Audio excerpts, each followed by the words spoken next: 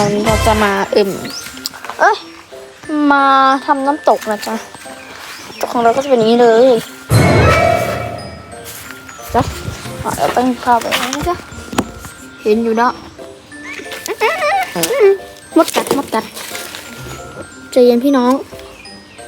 เห็นมั้งเนี่ยเห็นอยู่แล้วเราก็ดูวิธีการทำน้ำตกนะจ๊ะอันนี้ส่วนของบ้านทางระบายน้ำตอนนี้ทุกคน